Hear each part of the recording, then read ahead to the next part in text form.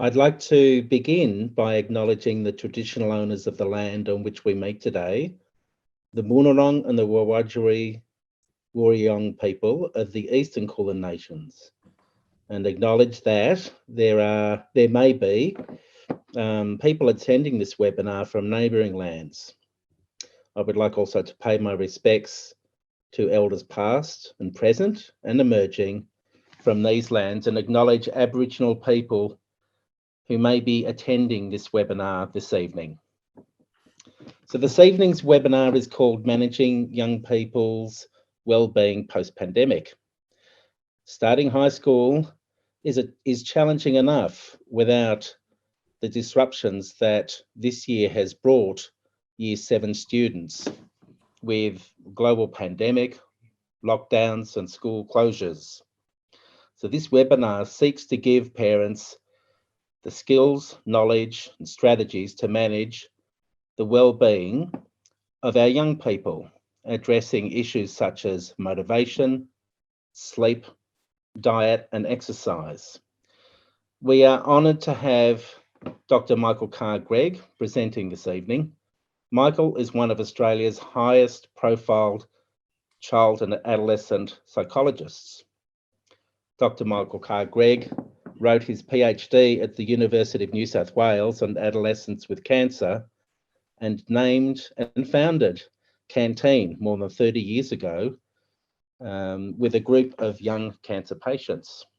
He headed up the Coalition Against Tobacco Advertising and Promotion in New Zealand, was the inaugural director of the New Zealand Drug Foundation, and worked as an associate professor at the Centre for Adolescent Health.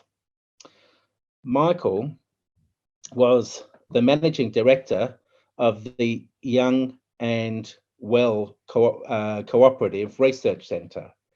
He has held positions on the board of Canteen, the Australian Psychological Society, the Alana Madeline Foundation, and is currently the federal government's representative on the board of the Australian Children's Television Foundation.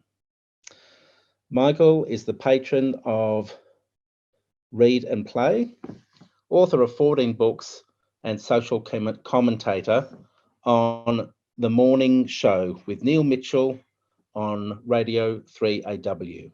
We are very fortunate to have Michael presenting with us this evening. Welcome, Michael. Thank you very much, and welcome everybody. I'll try and make this as entertaining and as useful as possible, but I'd like to express my thanks to Peter and of course the wonderful Pitzer Binion, who I'm hoping might be watching tonight, the most marvellous principal of any school anywhere in the world, I think, frankly.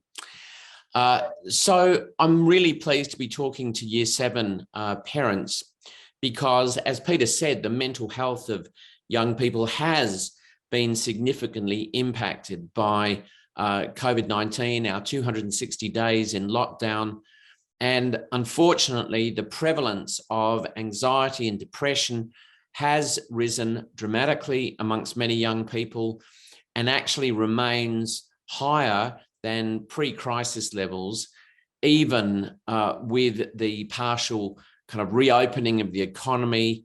And compared to other age groups, it really is quite a significant challenge that we face.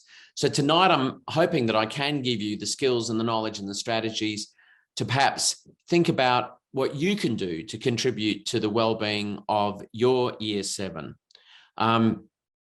There is an old saying by a gentleman called Gustave Flaubert, who said, "There is no truth, there are only ways of seeing." And this indeed will be my way of seeing. Obviously, I've tried to be as evidence-based as possible, but I acknowledge that there are other people who might have a slightly different view.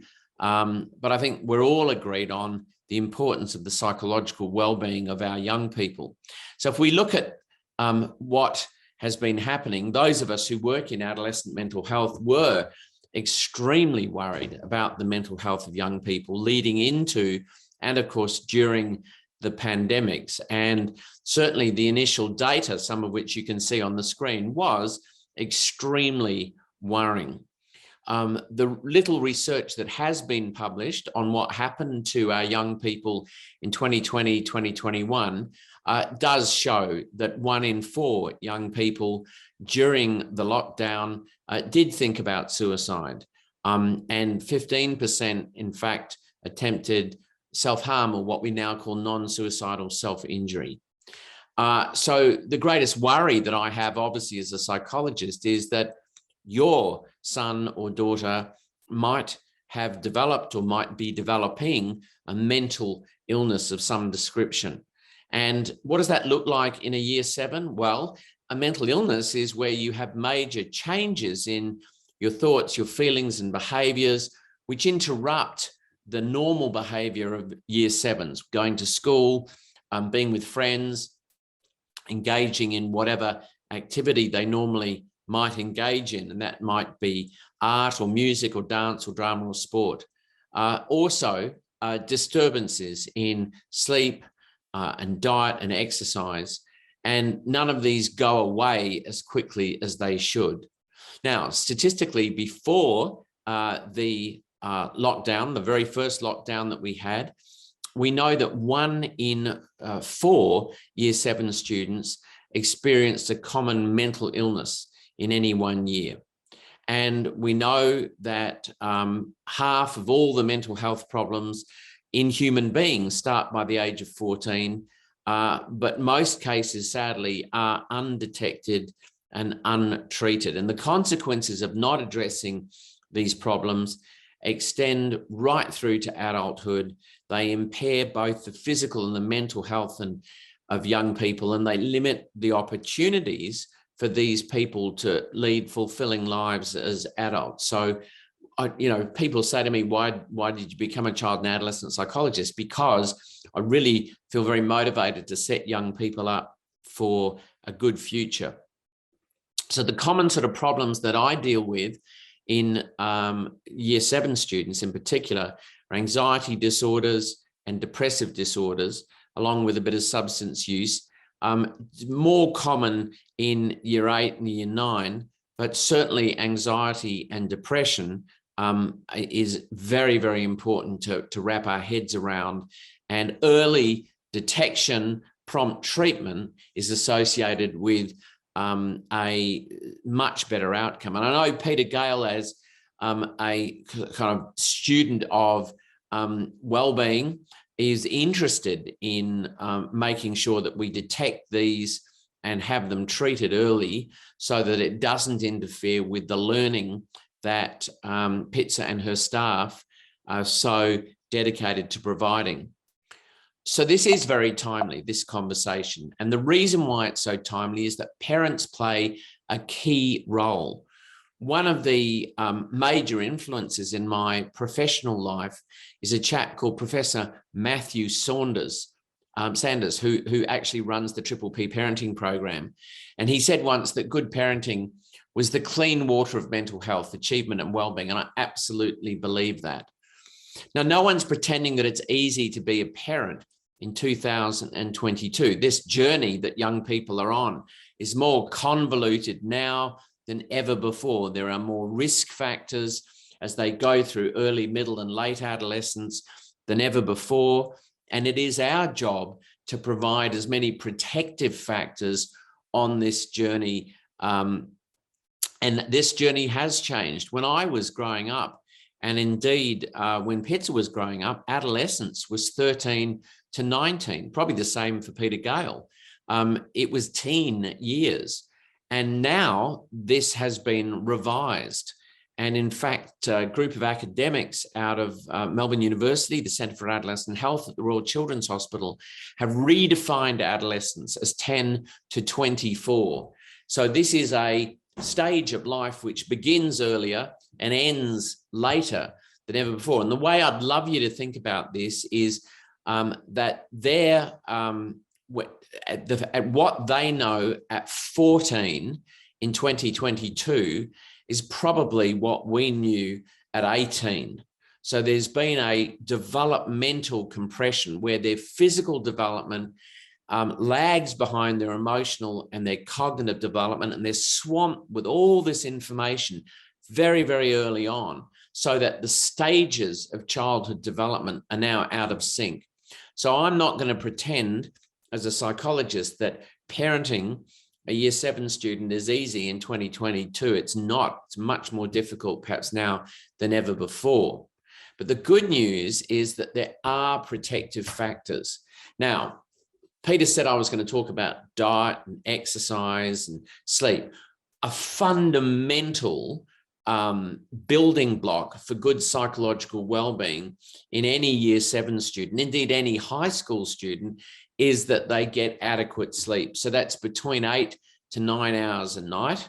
And we know that that's associated with a really good outcome in terms of their learning, their psychological well-being. A good, healthy, balanced diet, also crucial to their psychological well-being. And exercise, we now know, is also fundamental to healthy well-being. So we're trying to kind of reduce the amount of time they're sitting around being sedentary. But we also have a fascinating literature now about the sort of things that you can do that manages the well-being of your son or daughter. And some of these things are quite counterintuitive. You might not know of them, and others will be very, very straightforward from the university, sort of bleeding obvious. So let's look at some of these protective factors. Now, one that you might not realize, but great mental health has been associated now with a connection to other non-parental adults. So sure, extended family, vital, but so too are teachers and coaches and your local boss down the pizza shop. So as many charismatic adults we can generate in their lives, the better. And a charismatic adult is someone from whom your son or daughter can draw strength, an adult that makes them feel safe and valued and listened to. So if you just do a sort of audit, who does my kid respect outside of the family? That's actually a really good question. The second issue is school safety. And I know that Peter and their colleagues are dedicated to try and provide as safe an environment as is humanly possible for your son or daughter to learn in. And this is crucial for good well-being. Interestingly, one of the greatest predictors of well-being, particularly in year 7, is the ability to obtain, maintain, and retain friendships. So if you've got a sort of neurotypical child who really struggles with friendships, that's something you've got to pay attention to. And in the first term of year 7, you should have, sussed out whether or not we're having some success there. And we're not talking numerical. You don't have to have hundreds of friends. 1 or 2 caring friends is crucial.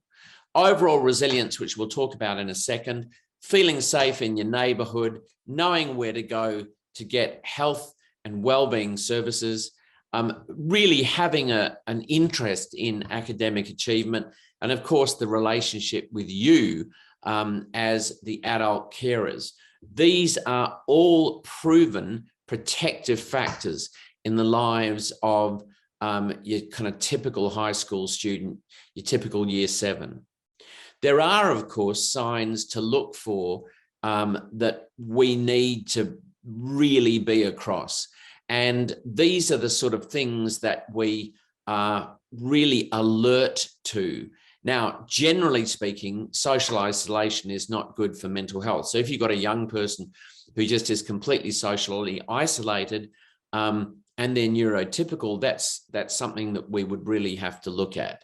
But these signs that we are concerned about are things like, if we start from the top, being alone, suddenly being more aggressive or irritable than normal, having expressions of, I feel like a burden, or you would be better off without me. Dramatic changes in mood and behavior, frequently talking about death or dying or loss, certainly self-harm, engaging in very risky behaviors, and giving away possessions, substance abuse, making threats to take their own lives, having a really negative view, not just of themselves, but of their environment and the future. All of these things are signs which, for a prolonged period of time, if they're present, we would want to know. And why I mean the school, would really want to know. And the great thing about being part of McKinnon is you are linked in with a really terrific wellbeing network of people who want to help young people and have the means to do so. So that's very important. So if you've got these signs in your sons and daughters, my plea to you is to reach out. Unfortunately, when we look at the data, we know that 65% of young people with these types of signs aren't being treated at all. And that is hugely worrying. So only 35% are. So we need parents to really step up. If you think of young people as an aeroplane, the school is one wing of that aeroplane, but the parents are the other wing, and the plane simply won't fly without both wings. So we really need parents to play their part. And if you for some reason don't feel able to connect with the school, then you can connect with a GP. That's another alternative. So when we look at preventing all of these problems in the first place, it's really interesting. When I ask parents what they want for their kids, the most common reply that I get is that they want their children to be happy. And it's so interesting because I often ask the parents whether or not they know the difference between sadness and depression, or whether their children know the difference between sadness and depression. So sadness is a human emotion that everybody feels at certain times during their life. And feeling sad is a natural reaction to situations that cause emotional upset or pain. And there are varying degrees of sadness. But like all other emotions, sadness is temporary. And the crucial thing is it fades with time. And it's really in this way that sadness differs from depression, because depression doesn't go away. So think of sadness as something that lasts minutes, hours, or days, whereas depression is a pervasive and relentless sense of despair that can take away the desire of your child to engage in life, interferes with their sleep, their desire to eat, or perhaps overeat, and really is very, very significant. So when parents say to me, I want to be happy, I want my child to be happy, I've got to say I've got a slight problem with that. If you have a look at this diagram, I've prepared this specially for you, Peter. This is what it would look like if your child was happy the whole time. And I'd have to say that is a most abnormal state to be in. It is the state of people who are usually delusional or on drugs. It is normal in year 7 to have ups and downs. And we would expect there to be good days and bad days for these young people.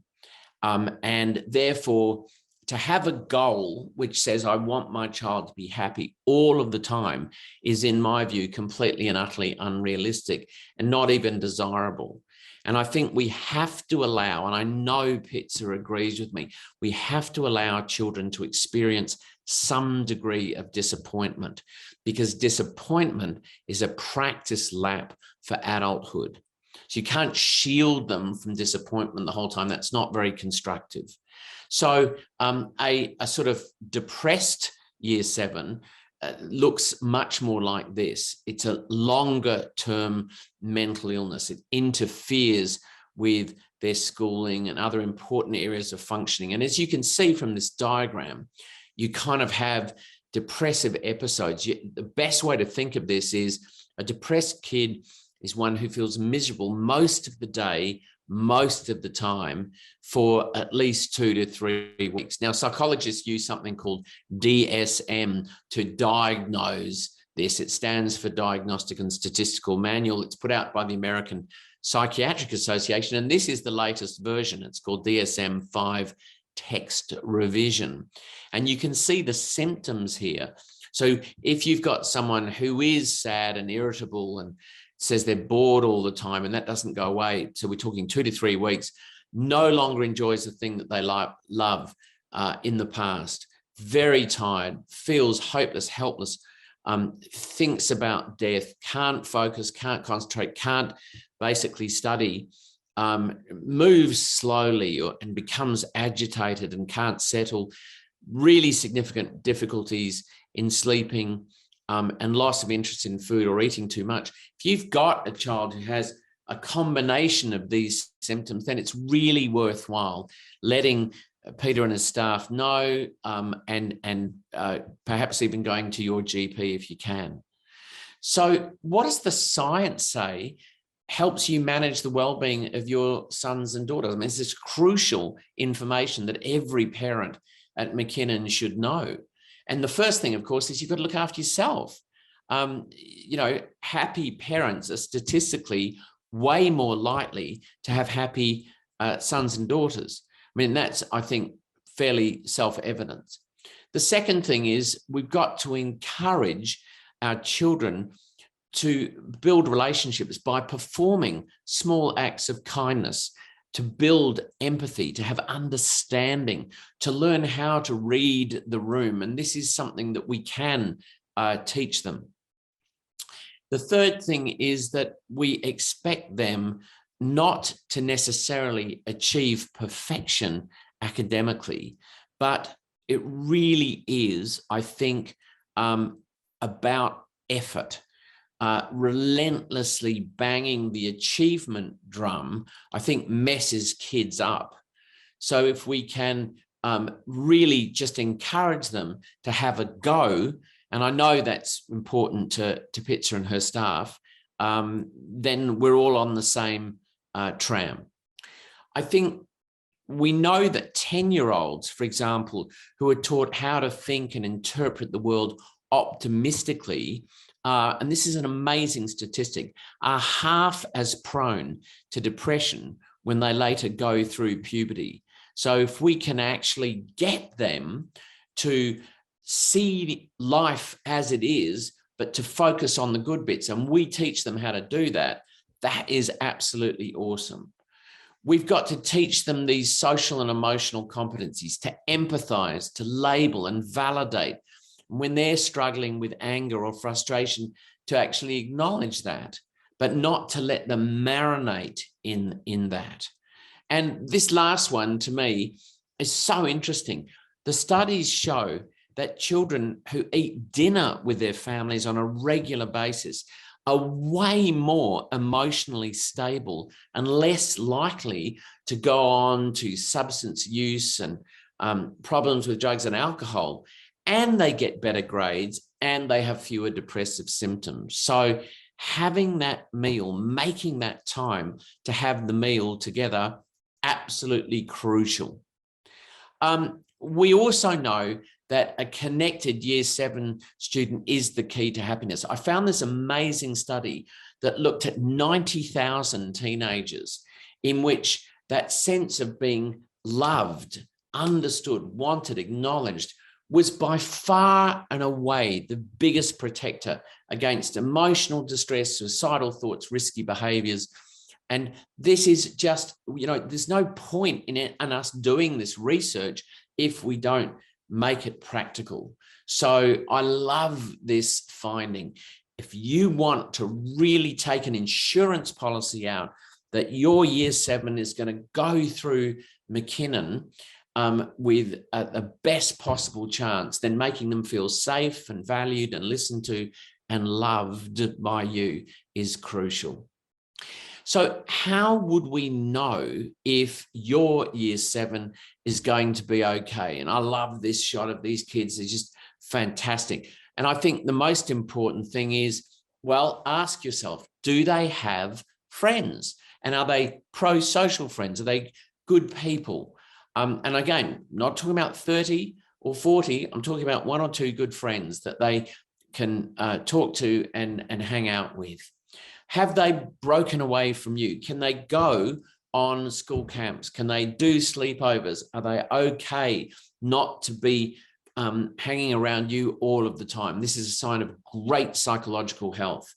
Do they understand and enjoy school? Do they realize what a privilege it is to be going to McKinnon and to just have a look at the facilities there, look at the quality of the teachers, just extraordinary. This is a magnificent school. Is there any level of appreciation there? And then most importantly, do they have a spark? Do they have something that they feel absolutely passionate about? And to me, this is crucial.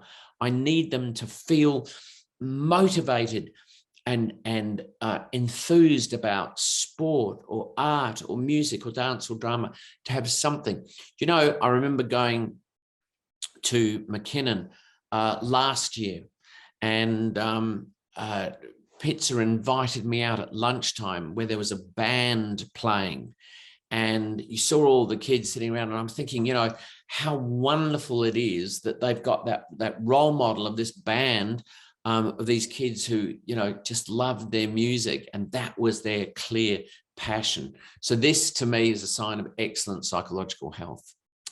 Now, when they hit high school, a couple of interesting things can happen. And again, I've written this completely new, so Peter and Pizza wouldn't be bored. This is new information. I was reflecting on the 25 years that I've been in practice, and I'm thinking, you know what? Most of the kids, when they hit high school, when they come and talk to me, they actually form the belief that their parents don't understand them. Often that can be my parents don't agree with me, but understand them. They want to spend more time with their friends than with their family. And this is in some kids, not all, but this can be a really a point of friction for a lot of parents who kind of feel, well, you know, you can't treat me like this. But trust me, as a parent, and I know Pizza feels the same way, there's a time when you do become a little bit obsolete as your kids are growing up, and you know it turns around again. Eventually, they'll treat you with dignity and respect. But there is a period of time in high school when they really don't want to spend a lot of time with you. But don't take that to heart. The third thing is they become very preoccupied with the personal image and dress, and with social media now, and YouTube and Instagram and Snapchat. You can understand that because they're constantly seeing what I think is other people's highlight reels all the time. It's really, reality is lost in social media. And I'm not a big fan. I've not discussed this with Peter or Pizza at length, but I'm not sure that social media is our friend in many instances, particularly with this compare and despair phenomenon. So they might not like, or they spend an inordinate amount of time on their appearance. You'll find that they'll argue more with parents, and they'll resent authority in high school because their thinking becomes much more sophisticated. They become infused with a sense of, you know, social justice, and good on them. We expect that. They'll test their boundaries. They'll try and beat the system. They'll try and break parental rules. Of course, they want to stay up much later at night and sleep later in the day, and they don't tell you everything that's going on because they want to have their own life. They want some distance between them and you, this kind of normal emancipation process. The way I'd love you to think about this is they're pulling away from the gravitational pull of planet parent.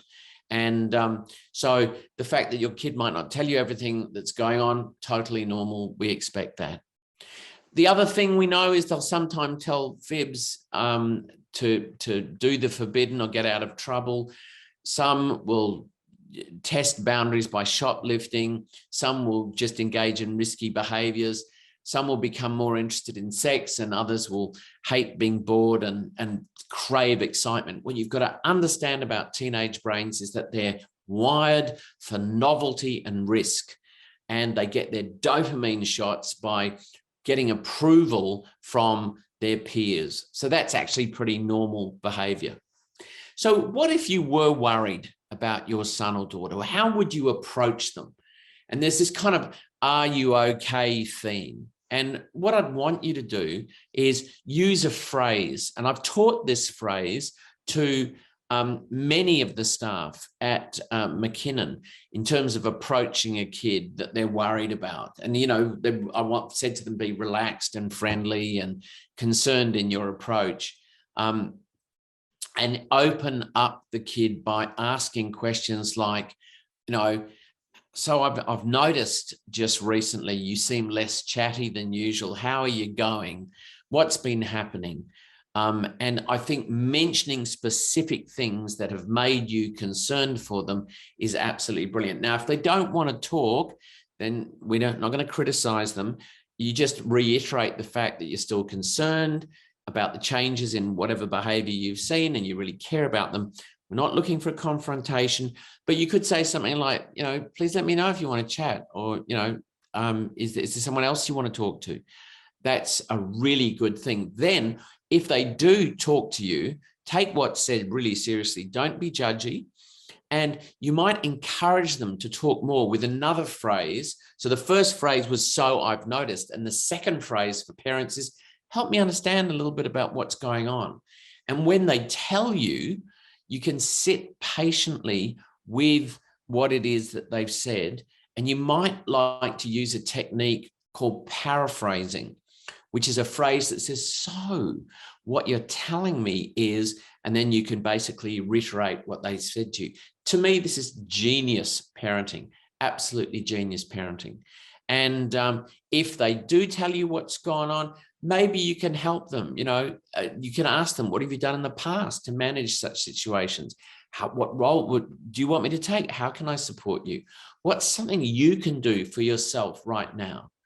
And you might even talk about when you were young, going through a difficult time. I tried this, you might like to try it too. So I think all of these approaches are fine. Of course, in many instances, year 7 students will want to talk to their parents because they're still not into full-blown adolescence. But if you've got someone in middle adolescence, that might be less likely to talk. But I think we've got to keep the lines of communication open. So resilience, which is what we talked about right at the start, this is defined as the capacity to face, overcome, be strengthened and transformed by adversity. And I always talk about the data which tells us what builds resilience. Because if there's, you know, your parents say to me, oh, I want my child to be happy. You know what? I want every child at McKinnon to actually be resilient. That to me is a much better goal. So some of you might remember the movie that was shot in 1993 called Jurassic Park. And it was filmed on this island called Kauai, which is the 4th largest island in the Hawaiian chain. And it was the setting for this movie. And you'll remember it, where terrifyingly realistic dinosaurs ran amok trying to chow down on Sam Neill and Laura Dern. But more importantly, it was the setting for one of the most important studies in the field of child psychology. And the findings of this study are highly relevant to families post-pandemic. So way back in 1955, when Robert Menzies was the Prime Minister and Australia's population was just 3.5 million people, 2 researchers, Emmy Werner and Ruth Smith, began a longitudinal study that followed all of the children born on the island of Kauai in 1955. And they followed them through. It's over 500 young girls and boys. And they chose this island because there were very high levels of unemployment, lots of parental substance abuse, and very high levels of mental illness. So it wasn't the most ideal environment to grow up in, which is probably why Werner and Smith chose this island to study. And what they discovered was amazing. They discovered that 2/3 of the kids crashed and burnt, but 1/3 didn't crash or burn. They exhibited the most amazing resilience. And in this book that they wrote, Journeys from Childhood to Midlife, they talked about how amazingly, to their astonishment, these 1/3 of children grew up in circumstances of pervasive adversity and yet did really well in their lives. And they were 5 key characteristics of these resilient young people that I'd love McKinnon parents to take on board. The first is that all of these kids had what I call a charismatic adult. And I've put my favorite charismatic adult there, someone from whom we can all draw strength. And thank you for your 25 years of service, my friend. You are an inspiration, and I'll miss you. The social emotional competencies, this is things like anger management, problem solving, decision making, conflict resolution. Does your child know any of those? We know that's associated with a much better outcome long term. Having that optimistic self-talk that I talked about earlier, having something that they love doing, the sport, art, music, dance, drama, and really interestingly, this idea of spirituality, this sense of meaning, purpose, and belonging, this sense of being connected to something or someone that transcends the material world. And these were the factors that really predicted way back from 1955, for 30 to 40 years, they studied these people, and that's what they found. So here's a question for you. Does your child have a charismatic adult in their life? How are their social and emotional competencies? Are they generally optimistic kids? Do they have a passion in their life that isn't Minecraft or, a screen? And do they have a sense of meaning and purpose and belonging? Do they feel part of something that's bigger than themselves? These, I think, are all very, very useful questions. Now, if you're a little bit worried about your son or daughter at the moment, there are a couple of things that you can do. There's this online program called the Brave program, free, evidence-based online for the young children, for teenagers, and there's even a component for parents. And this is a program specifically targeting anxiety. It's put together by the University of Queensland. It's endorsed by Beyond Blue. And if you've never heard it before, if you've got a child who's a bit anxious, give this a go. If you've got a child who's a bit depressed, you might like to try Mood Gym. 20 years old, this online free therapy is just amazing. Came out of the Australian National University. Everybody should know about it. And if your son or daughter doesn't need this at the moment, let other people know about it. It's fantastic. It really works very well.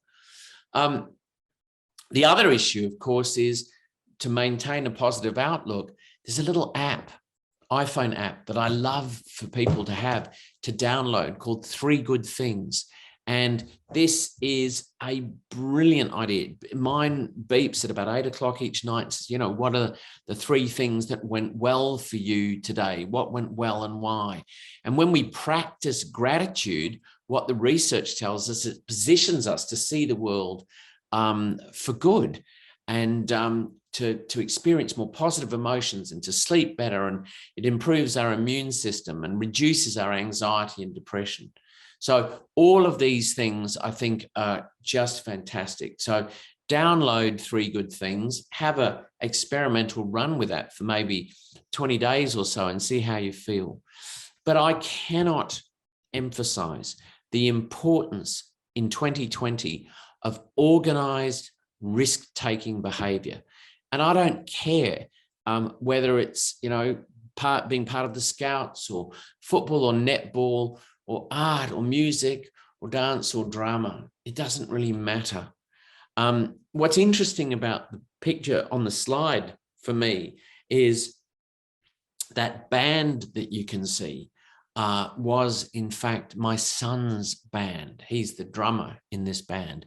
And I reflect on his adolescence, and he spent a lot of time practicing, a lot of time performing, a lot of time writing their own music. And it really was an environment which took up a lot of his time, and I think stopped him from engaging in a lot of behavior that otherwise we'd quite kind of worry about. So what are the most common advice I give to parents? It really is about you working together. Even if you don't live in the same house, co-parenting, very important that you're moving in the same direction, have similar values. And it's really good if you're less anxious than your kid. And if your kid is anxious or depressed, see it as a non-verbal communication. What is their message? What's gone wrong? Remember that kids' brains are only fully developed in their late 20s. We need to be the frontal cortex for our child. We can help them, guide them, be their problem solver. Make sure that they are sleeping well. No screens or phones in bedroom goes without saying, particularly in year 7. Get exercise and eat healthily and well. And most importantly, take your own pulse and look after yourself, because you're only ever going to be a great resource for them if you're okay for yourself. And if you're not succeeding, you need to seek out professional help. And this is where Peter and his team come in, of course. Above all, I think we have to try and communicate in a calm way. Don't talk too much. Speak only 2 sentences at a time.